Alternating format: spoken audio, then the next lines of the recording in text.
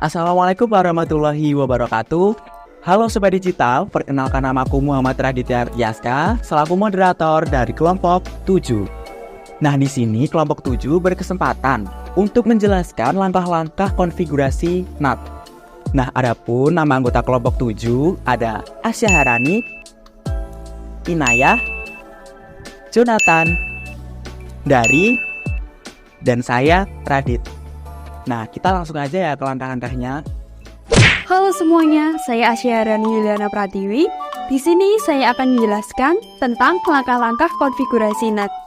Nah, saya akan menjelaskan dari mulai identity, interface, wireless, bridge, dan juga IP address. Nah, yang pertama dimulai dari identity. Identity sendiri berfungsi untuk membedakan router satu dengan router yang lainnya. Nah, untuk cara konfigurasinya, yang pertama kita pilih ke menu sistem, selanjutnya kita pilih identity. Nah, untuk selanjutnya kita ubah nama Mikrotik menjadi kelompok 7. Lalu kita klik apply OK. Selanjutnya kita masuk ke menu interface. Saya akan mengaktifkan VLAN di menu interface dengan cara kita masuk ke menu interface, selanjutnya kita klik pada menu VLAN dan kita pilih centang pada bagian kiri atas untuk mengaktifkan VLAN tersebut. Selanjutnya kita akan melanjutkan setting pada wireless. Di dalam VLAN kita akan mengubah mode menjadi AP bridge. Selanjutnya kita mengubah band menjadi 2 GHz BGN. Selanjutnya kita mengubah channel width menjadi 20 MHz. Dan kita akan mengubah frekuensi menjadi 2412. Selanjutnya kita akan mengubah SSID menjadi kelompok 7. Nah, selesai, kita klik apply OK. Nah, konfigurasi selanjutnya kita akan masuk ke menu bridge. Di dalam bridge kita akan menambahkan bridge baru dengan cara klik tanda plus pada bagian kiri atas. Selanjutnya kita ubah nama menjadi bridge hotspot. Nah, setelah selesai kita klik apply OK. Geser ke kanan, kita masuk ke dalam menu port untuk mengubah dan menambahkan Ether 2 dan juga VLAN 1. Langkah selanjutnya kita masuk ke dalam konfigurasi IP address. Di dalam IP address, kita akan menambahkan IP dengan yang pertama IP 192.168.40.1 untuk dimasukkan ke dalam bridge hotspot. Yang kedua, IP 192.168.10.6 untuk dimasukkan ke Ether 1. Terima kasih, sekian dari saya. Untuk selanjutnya akan dijelaskan oleh teman saya, Dari. Hai, saya Dari. Di sini saya akan melanjutkan langkah-langkah dari Asya Harani. Untuk langkah selanjutnya adalah men-setting IP root. Yang pertama, masuk ke menu IP, kemudian pilih root, dan tambahkan isi gateway 192.168.10.1. Selanjutnya, mengisi IP DNS. Kemudian, pilih pada bagian server, lalu isi sesuai gateway yaitu 192.168.10.1 atau 8.8.8.8. Kemudian aktifkan allow remote request.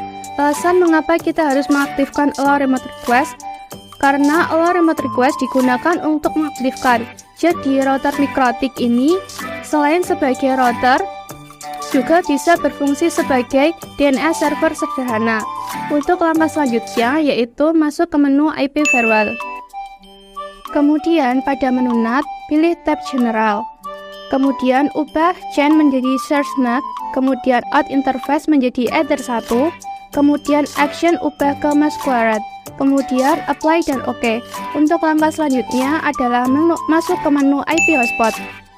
Pada bagian server, klik hotspot setup, ubah interface menjadi Bridge hotspot, kemudian next sampai sukses. Setelah itu, masuk pada bagian server profile, kemudian pilih HS profile 1, lalu ke login, checklist HTTPS, dan checklist radius. Setelah itu, apply dan OK.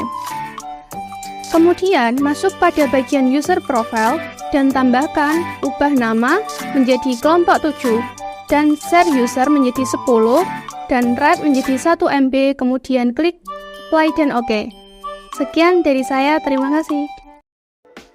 Nah, setelah penjelasan-penjelasan yang telah diberikan oleh teman-teman saya, kita bakalan masuk ke sesi tanya jawab yang akan dilakukan oleh Jonathan dan juga Inaya. Apa sih yang dimaksud dengan NAT? NAT yaitu kepanjangan dari Network Address Translation, adalah proses di mana perangkat jaringan seperti firewall dan router memberikan alamat publik ke satu atau beberapa komputer di dalam jaringan pribadi. Kalau untuk cara kerja NAT gimana sih? Cara kerja NAT sebenarnya cukup sederhana.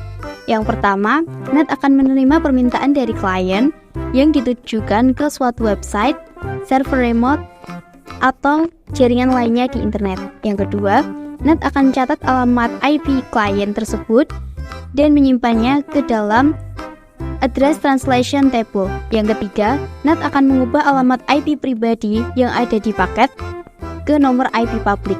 Dan yang terakhir, NAT akan mengirimkan paket tersebut ke tujuan awal dengan alamat IP publik yang telah berubah. Seberapa penting sih NAT dalam sistem jaringan internet?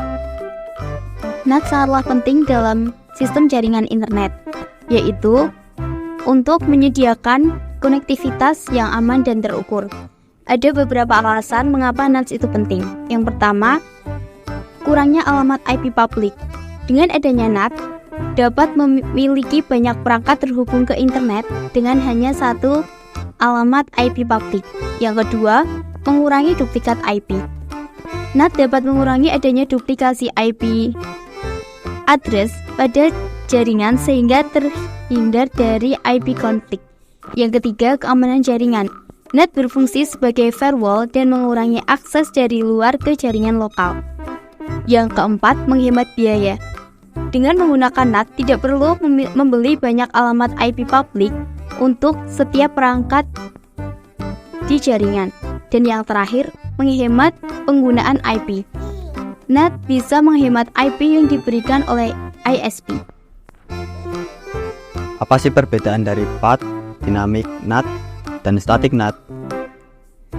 PAT sendiri adalah Port Address Translation, yaitu salah satu jenis Network Address Translation yang dinamis. Namun, PAT juga menghubungkan beberapa alamat IP lokal ke alamat IP tunggal. Sedangkan Static NAT adalah jenis Network Address Translation yang menerjemahkan semua alamat IP pribadi menjadi alamat publik meskipun alamat tersebut belum terdaftarkan. Jenis ini umumnya digunakan untuk melakukan remote access ke komputer lokal. Dan yang terakhir, Dynamic NAT adalah jenis address translation yang lebih aman. Pada sistem ini, setiap IP alamat akan mempunyai proses dinamis sebelum diterjemahkan ke alamat IP publik. Nah, jadi cukup sekian penjelasan langkah-langkah konfigurasi NAT yang telah dijelaskan oleh rekan-rekan saya. Semoga penjelasan ini dapat menginspirasi dan menambah wawasan kita semua. Rambut kecelup santen menawi wonten luput kula nyuwun pangapunten. Billahi taufiq wal hidayah. Wassalamualaikum warahmatullahi wabarakatuh.